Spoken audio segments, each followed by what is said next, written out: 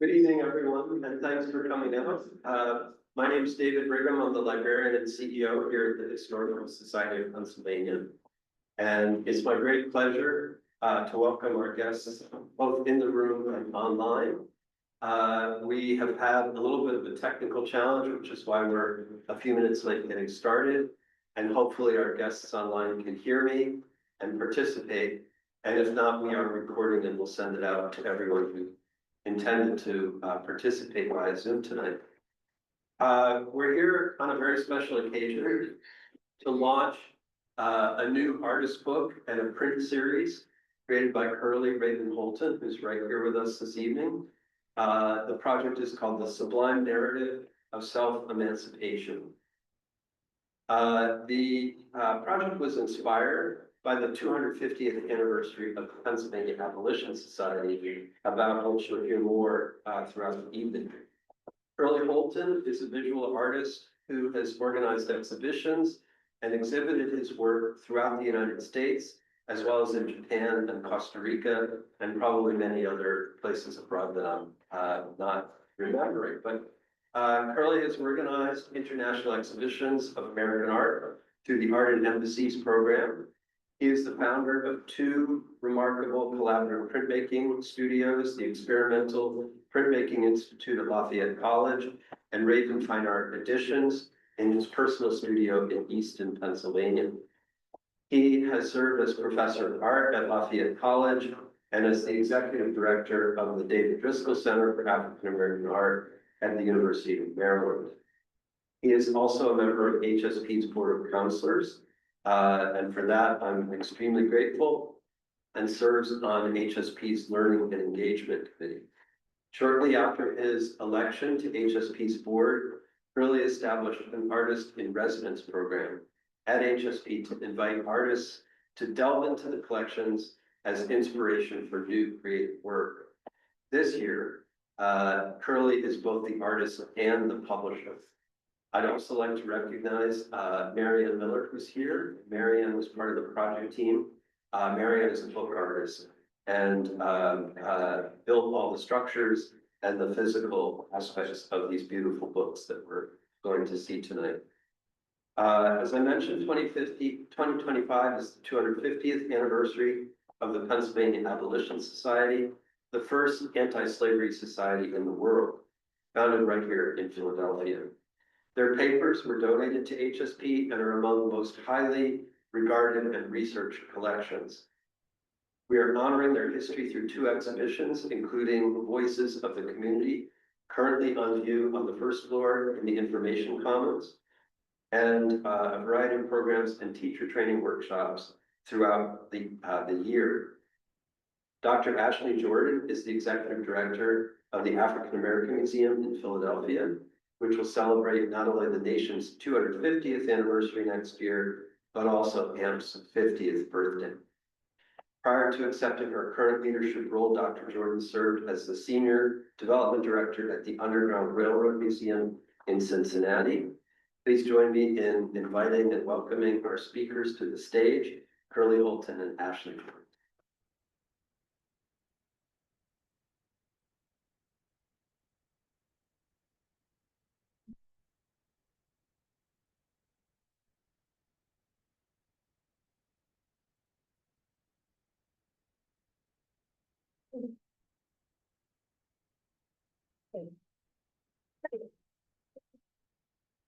We need to sign. And really, because of the technical problems, we're going to just have you speak up, and it would reverberate with the owl, which is how we're communicating with our online audience.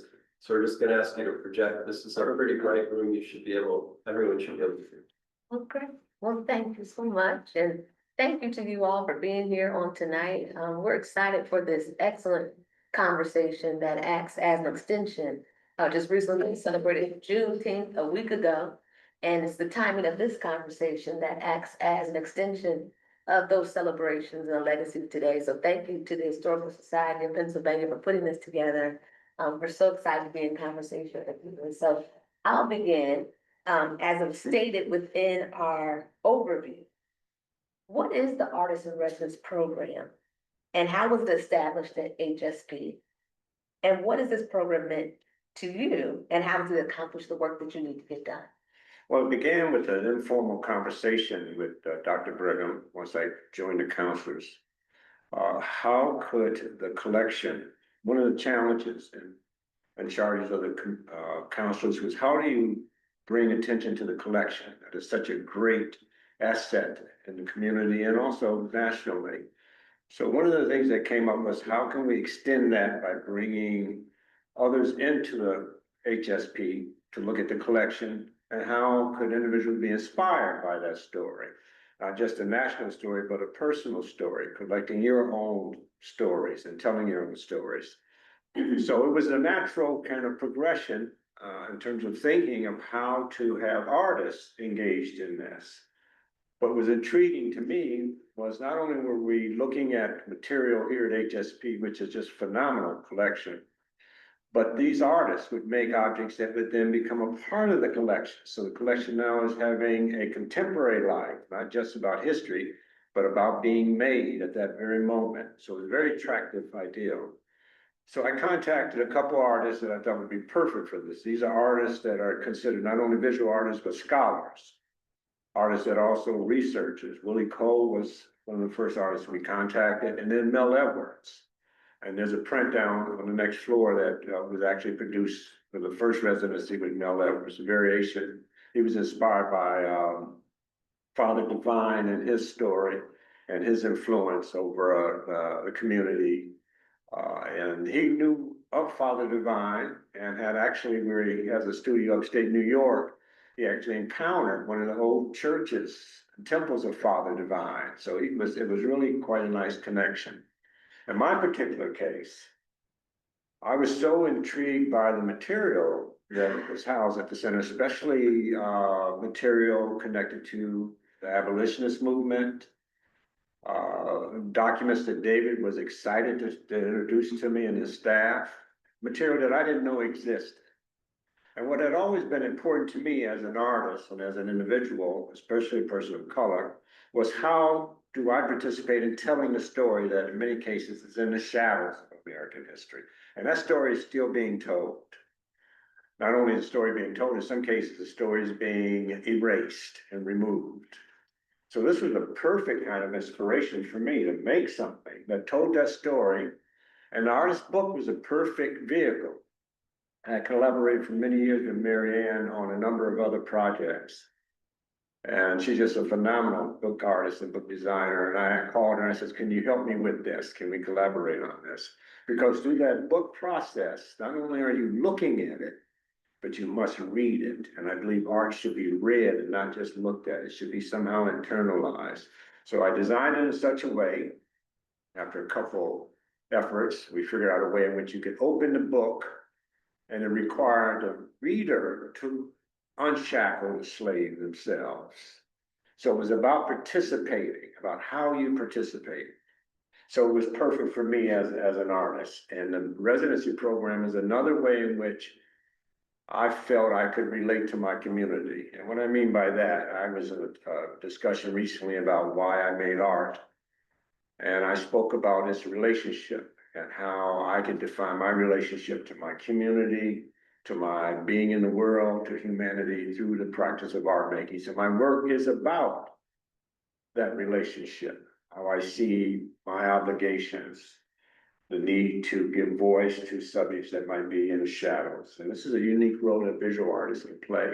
And it was sort of a perfect merging of my interests with the material that is housed at HSP.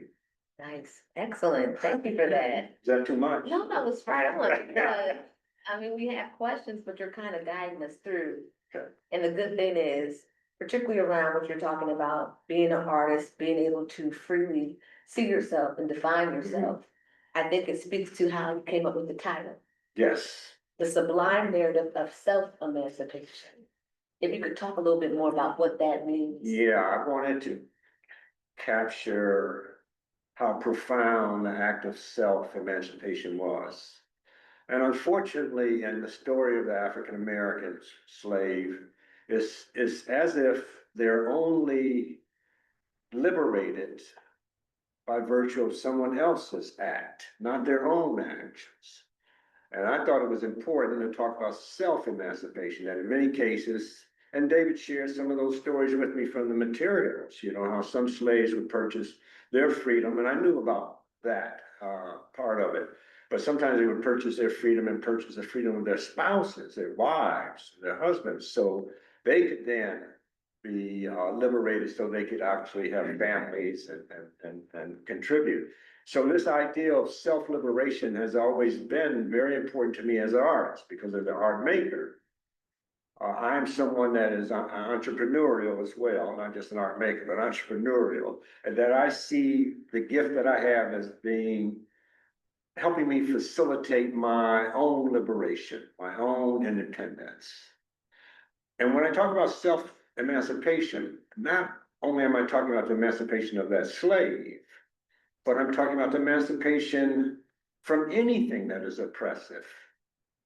Emancipation at this very moment, pressures that we might have, influences, controls that people exert over us, how we must liberate ourselves from those kind of oppressions. So what's so intriguing to me, and I thank David for this, I told him he was so pleased with the project. I said, but you inspired me to do this, David.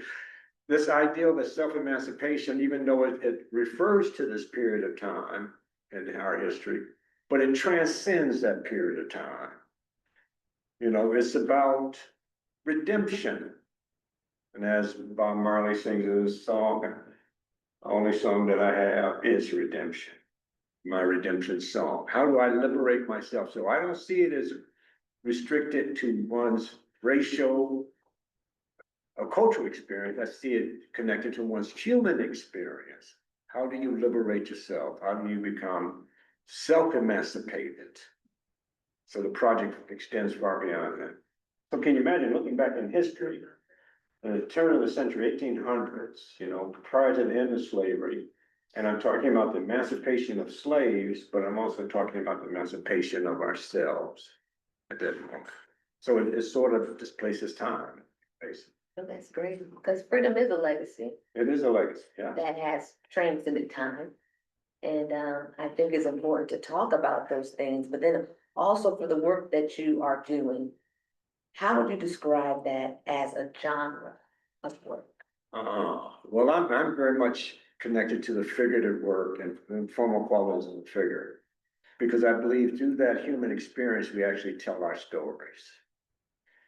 And so the figure has always been central. Sometimes it's abstracted, and not, you know, I think we are pretty complicated and abstract individuals, you know, not so easily defined. But the figure in telling the narrative to me is important, because the narrative can be profound. The narrative can lead us to understanding and compassion and empathy, and also learn how to truly be human. That's not automatic. We are humans, but humanity is not something that is born in you. Humanity is something that you learn culturally and from a family or from a community. So the work is about how it helps you achieve that. Thank you for sharing that. As I had a chance to review the pages, I definitely saw there were elements that talked about the influence and the usage of spirituals. And at a time such as this, it has been shared through the narratives, whether it's Harriet Tubman or Frederick Douglass, how it was their faith that brought them over. And I was wondering if you could share a little bit about how within your work, you use the spirituals to talk about faith during such a time that was so trying. Yeah. Well, as an individual art maker, I've always been sensitive to aspects of my practice that were spiritual, that were not just making an object, but something that transcended that. So for this particular project, I realized that those songs were not merely songs of slaves in the field, but they were also coded messages. You know, the first piece, for example, comes from Amazing Grace, song Amazing Grace. I don't know, are you all aware that Amazing Grace was written by Newton, who was an enslaver, was a merchant on a slave ship. So could you imagine singing Amazing Grace Once I was lost, now I'm found, with slaves below deck singing that song also. To me, that is profound, and transcendent. There's a book that just came out by John Lemon, the newscaster, the anchor. It's titled Once I Was Lost. It comes from that spiritual. So the spiritual adds an additional element. So when you look at the book, you'll see that the spiritual is on the back of the image when you flip it. And what I'm trying to do is to give another level of sort of emotional and cultural insight that is in the words also, not just in the images. And to give more power. I'm interested in how the image could be something after you look at it, after you absorb it. But those songs also have meaning in it. But again, those songs were both coded. Michael Row Your Boat Ashore, and sometimes they would have songs on plantation. Slaves would have to sing the songs out loud so the overseer would know that they were working and located. But some of those songs were about liberation, not about labor, but about liberation. And there's always something to discover. Like downstairs, the slaves' blue garments that they wore, versus other kind of clothing. They even had clothing for them, had certain kind of shoes that they wore. There's a great poet, Finley, who wrote a piece called The Negro Boy, and he's described as not having any pockets on his pants. And he didn't have pockets because he didn't have possessions to put inside the pockets. He didn't need pockets. He didn't own anything. So you're trying to recapture and recover the humanity.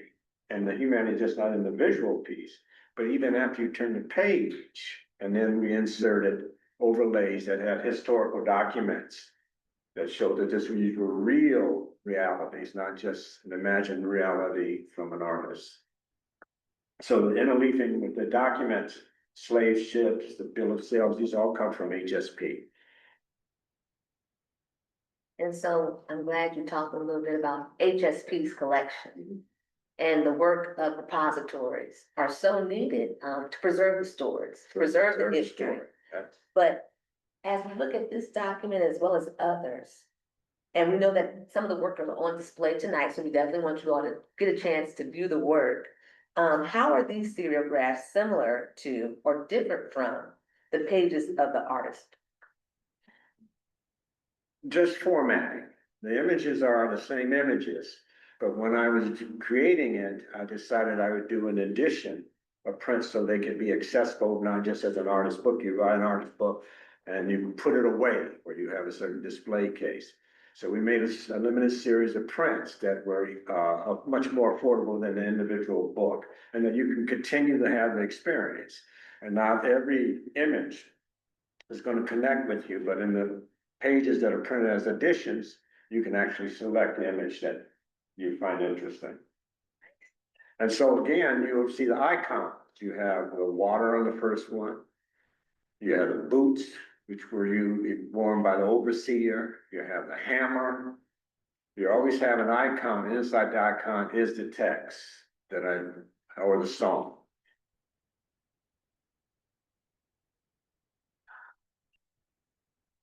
And the first one, of course, is a slave ship, the base of the belly of the slave ship, but it has the slaves as the skeleton, as the rib cage of the boat, holding the boat together. And then the second one, you see the foot above the head, the plantation. This is also, the third one is about manumission. You're familiar with manumission, which was the laws that were passed to allow the white slaver to continue to enslave a Christian, which was when blacks became Christians. Normally as a Christian, you could not enslave another Christian, but they had to make a special arrangement, a special law to allow the owners to keep their hands on the heads of the slaves, even if they were Christian.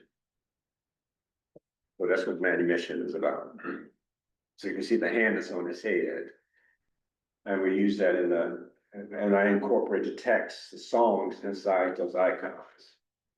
So again, echoing, it keeps on echoing. At least that's my intention as an artist. I know we're reading it that way. Yes. And so what are your hopes in terms of placement for the outcomes of this project? Where do you aspire to place the book as well as the prints? Well, I think one of the most important aspects of this is that it brings that story forward with a sense of honor, a sense of morality, which is where the Sublime comes from. That it could be transcendent, that it could be honorable. The story can be honorable. The story doesn't have to be shame-based. It can be honorable.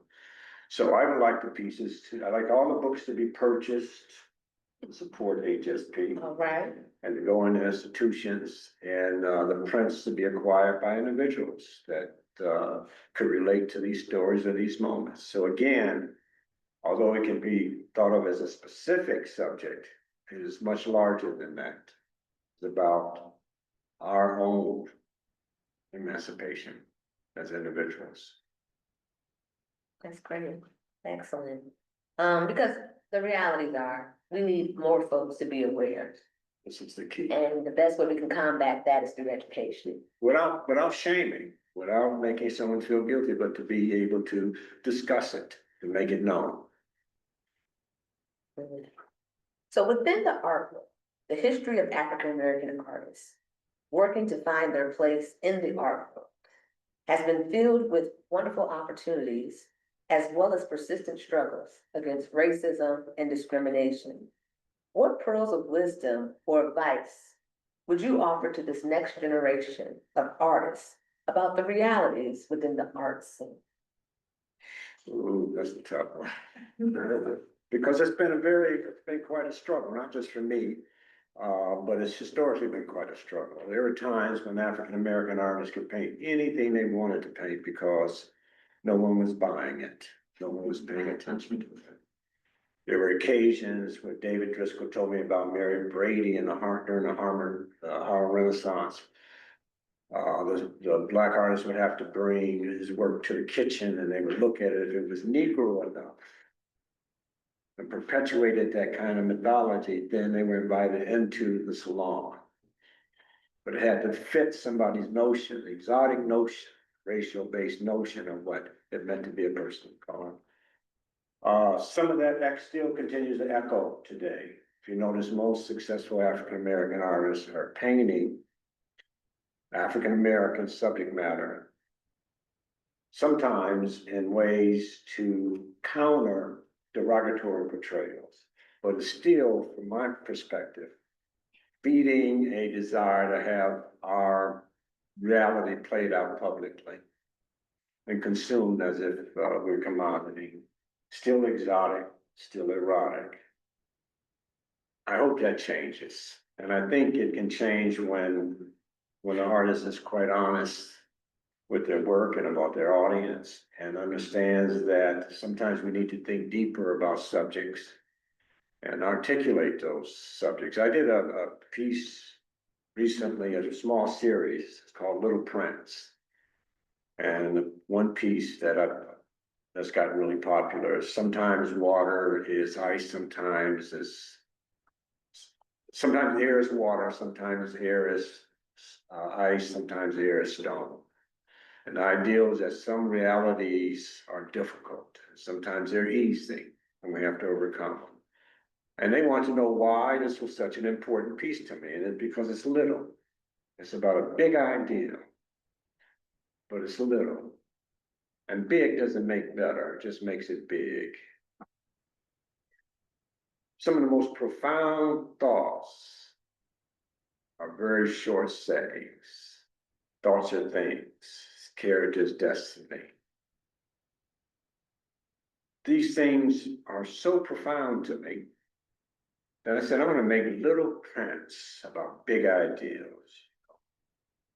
So my point is try to find a way as an artist to speak with some kind of integrity,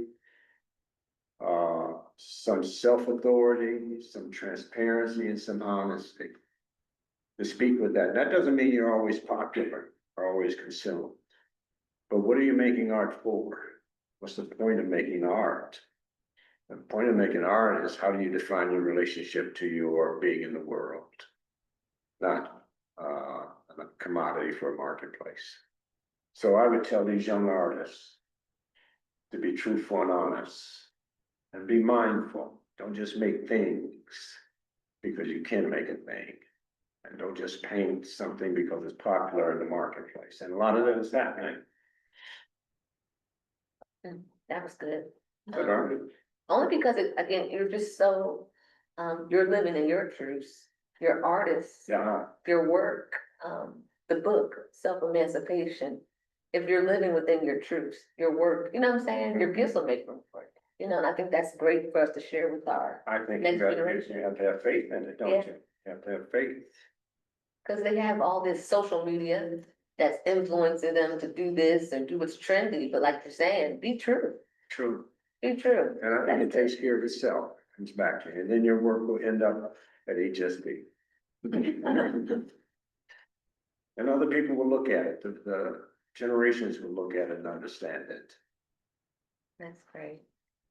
So this work is aligned with the 250th anniversary of the Pennsylvania Abolitionist Society and reminds us that from the very moment of birth, both the struggle for American independence and the struggle for freedom from enslavement have been intertwined. With 2026 quickly approaching, and we are looking to celebrate America's 250th anniversary, what role do you think artists have in assisting America to understand its past? Although imperfect and at times incomplete, what role do you think artists could play to show what inclusive freedom looks like today? Mhm. I've been asked similar questions like this in talks, and the answer has been to be as authentic in your practice, to have integrity in your work, and to be transparent, because those are the things that are absent. If you notice some of the politics that go on today, politics of concealment, when the truth would not be damaging, but there's a desire to conceal it because of what I think to be weak egos out there operating with power. But to really speak truthfully about what is happening, because with that truth, you can actually make informed decisions and better decisions, even if that truth has a little pain in it. So I think for that 250th anniversary and celebration should be serious freedom for everybody, freedom of thought, freedom of difference, real freedom, the practice of real freedom. And we're in a country that has a legacy of that, attempting to do that. If anyone knows how to do it, America knows how to do it. Excellent. Be free. That's it. Self-emancipation. That's great. Yeah, those are our questions, and I think that's a good place to open it now for questions and Q&A from our audience members. Now that we've heard a little bit about self-emancipation, the great work that is here at HSP, we now give the floor to our audience members and those virtually too. Yeah, right. Yes. Curlee, could I ask you to repeat what it was you said about manumission? One of your prints, the About third print. yeah, that I manumission. like had- Yeah, manumission, I have been introduced to this some time ago, the concept and what it was about. It's a little more legal than I presented it, but it allowed the slave owner to continue to enslave individuals that have become Christian. So if you're a Christian, you could not enslave another Christian. But in this particular case, laws are passed to allow them to keep their hand on the shoulder of Negro slave, in spite of that. So it's again, the use of law to avoid the moral conflict of actually having a slave. I'm sure it's a little more legal than that, but I mention it every now and then, and I have over years, and people don't know much about it. I'm surprised as they're not so aware of it. But it was a way to continue slavery in a different form. And also the apprentice system was very similar to that, you know, although you got compensated a bit. It was another system after emancipation of the slavery. making the individual a commodity. And if you're a commodity, how do you see yourself? How can you see your humanity if you're always thought of as an object? And it continues to this very day. There was another question. Yes. When you began your time at AOC, how did you figure out what you were to look for? Did you already know what you were to look for when you began your? Or did they see you in the archives specifically? Oh, when I did the project, it's interesting. I didn't know what I was gonna do when I started it. David invited me down to look at some of the documents. And he introduced me to a document that describes slaves that were carpenters that were building coffins and getting inside the coffins and shipping themselves on a railroad to free themselves. Now, I was aware of Box Brown that did this story of a slave that put himself in a box and then shipped himself. But to be a carpenter, to make a coffin, get inside the coffin and have the coffin shipped to a destination with you inside that coffin to liberate yourself.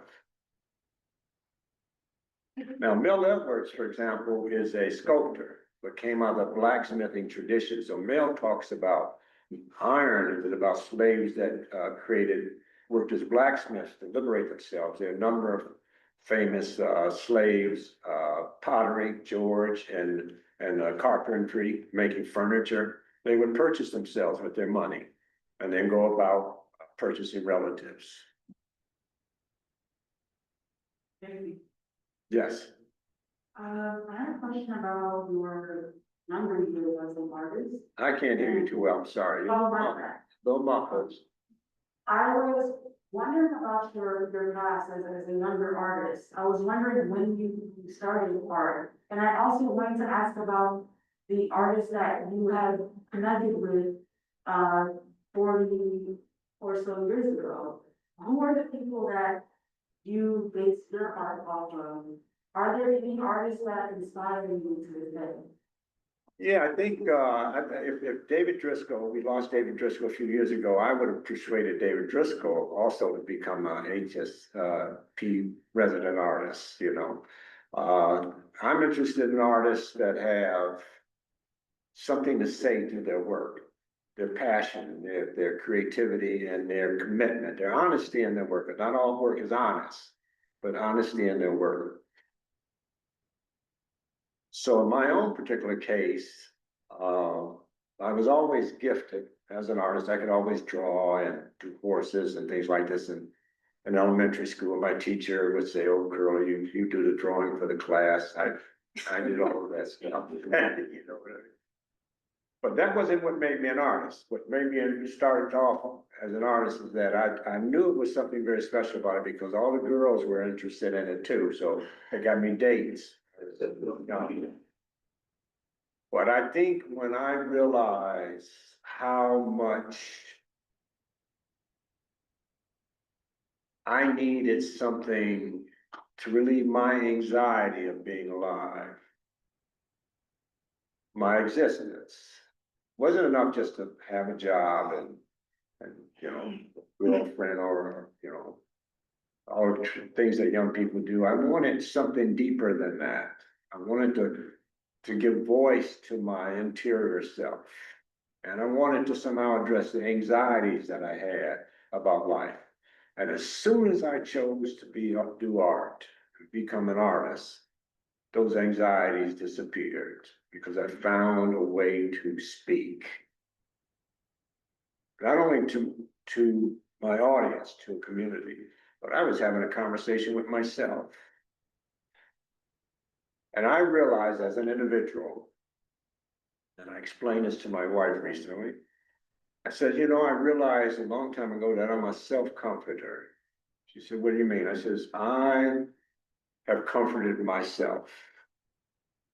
And I think partly because I came from a family where affection wasn't shown very much, love my parents, but affection wasn't shown very much. So I was comforting myself, and through the art, I was continuing to do that. My mind, interest in the world, what I thought about the world. So I was comforting myself and I was nurturing myself. And I believe what I had to say had relevance, was important. Because I hadn't always thought that. I got drafted in the military during Vietnam, and I remember at boot camp training, I was walking and a sergeant asked me, why do I walk with my head down all the time? I haven't done that since, but I didn't know I was walking with my head down. Now, where do you think that came from? That came from an experience of being apologetic for being a Black man in the world. Because the world was telling me constantly on the television and newspaper that I had something to be ashamed of, that I should be apologetic for something, that I was coming up short, undeserving. Those are all those hidden messages that were out there constantly bombarded, you know.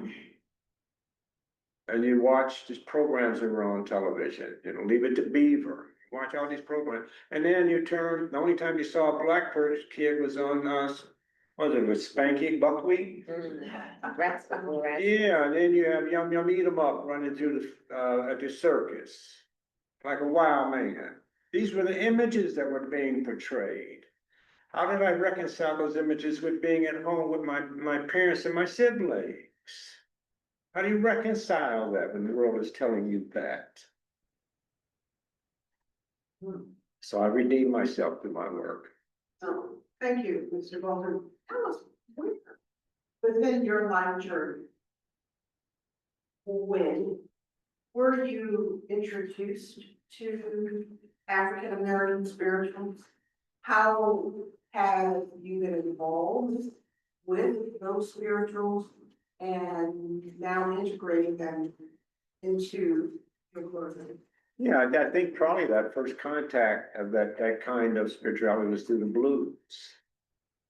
My father was a real big blues man, and you know, that was very important. And my mother was very religious, so you would see the connection between the spiritual songs and the blues song, the lament, the crying out, the wailing, you know. And I've always been struck by that. And then when I was going to graduate school, I was studying religion, traditional and non-traditional religious practices is when the spirits mounted you, whether it was into Buddhism or through being sanctified, how you got mounted by the spirit. So I came out of that Black church, the Black Baptist church. So, and my mother always wanted me to be a preacher, not an artist. Thought I should be a preacher. But anyway, yeah, that was very natural for me. But I also knew that the spirituals and music had other things to offer, another kind of consciousness is what I'm trying to connect to. I'm trying to broaden that consciousness as much as possible. Sometimes it's in a voice, you know, and the wailing. I mean, my most favorite singer is probably James Brown. Nobody wailed like James Brown.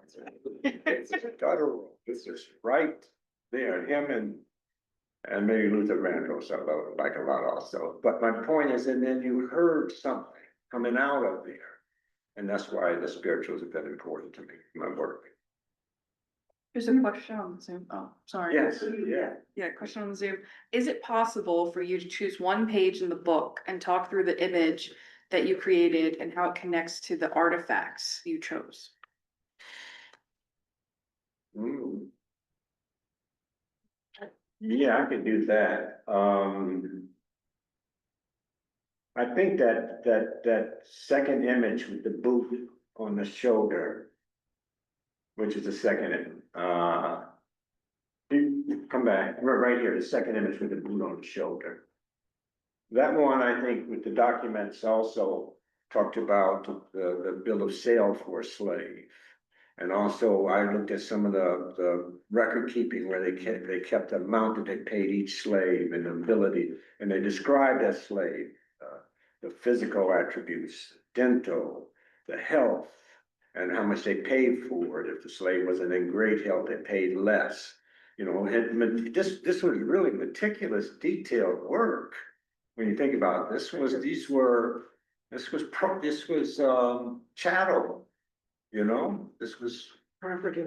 So that kind of detail really talked to you about how dehumanizing the process was. So that particular piece, I think, captures a lot of that. And then also the image, I would create the image and then come back and do more work on the image. So that one, I think, comes out as a little more effective than some of the others. They're different. And I would do an image over a 3-day period. I'd make an image and I would leave it alone for a while, come back to it, work on it a little bit, make the next image. And I wanted it to be a connecting narrative, but I didn't want it just to be a illustration. I wanted them to stand. So that particular piece, I think, is one of the more direct pieces with documents from HSP. Curlee, thank you. We're gonna stop